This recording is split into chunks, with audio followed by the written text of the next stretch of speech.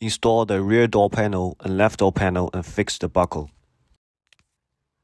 Install the internal heating plate and connect 4 power plugs.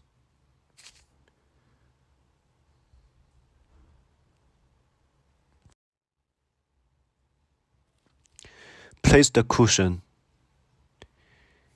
Install the right door panel and fix the buckle.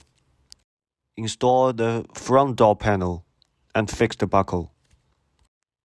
Install the top plate.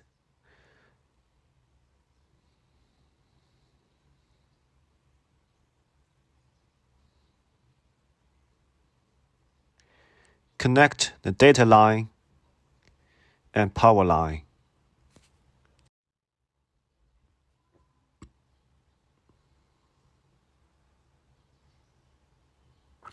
Install the oxygen ionizer,